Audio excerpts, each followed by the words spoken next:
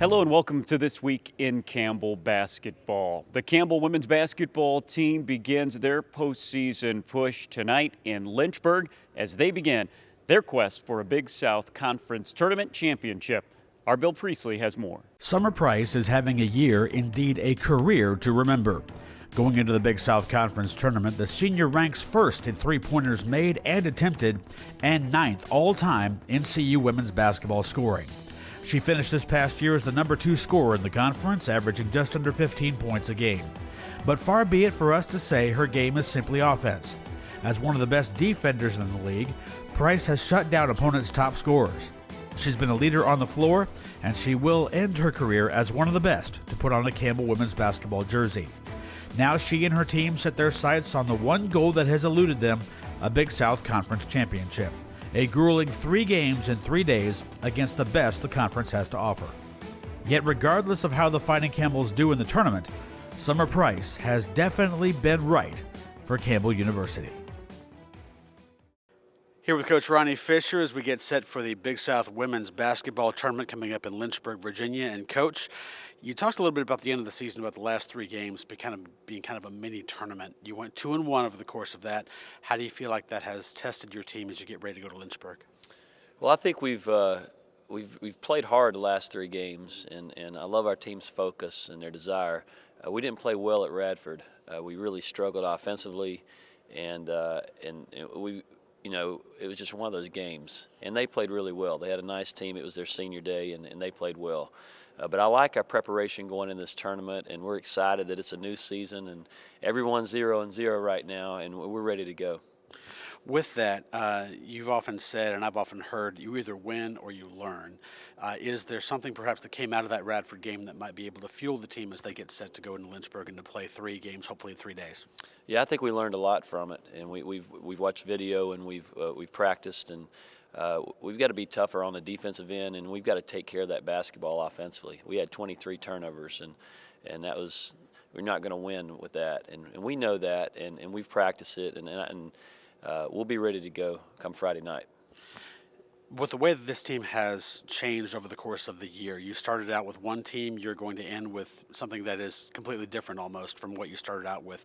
Can you talk a little bit about the journey of what this team has gone through to get to this point and what they hope to accomplish as they move forward? Well, you're right. The injuries have really hurt us, but it's also made us stronger, and it's asked for other people to step up and get ready to go. And I really think we've persevered through it, and I really think, like I just said, I think we're stronger from it.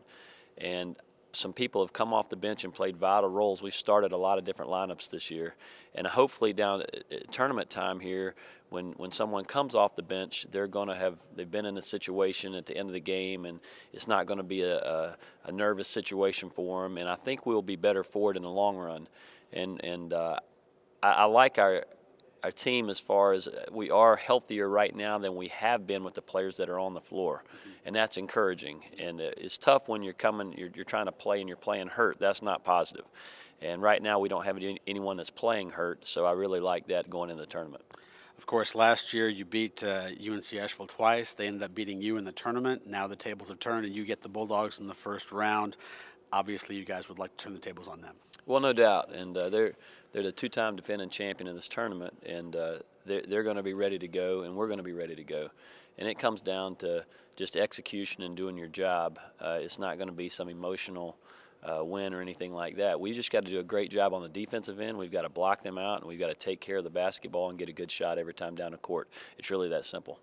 And finally, Coach, as we get ready for this one, you have seen a lot of pieces, parts work really well this year and not necessarily put together the full package for an extended period of time. Is there maybe one thing that you want to see this team do consistently over the course of Asheville and beyond to make a run in the tournament? Yeah, we've got to compete every possession, and not just defensively but offensively as well.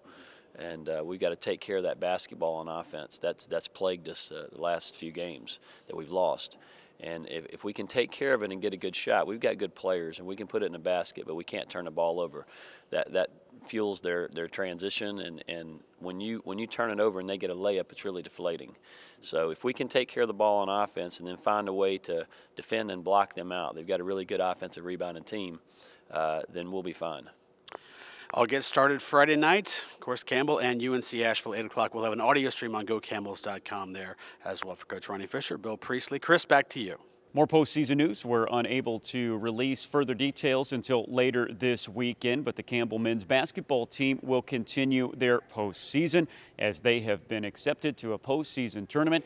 They will be able to host a home game coming up this next week in Gore Arena. Another accolade for Clemens this week. He was selected to the United States Basketball Writers Association All-District Team. Other names on the 10-man team is Duke's Grayson Allen and UNC's Luke May. Clemens was the only mid-major player selected for the 10-man team.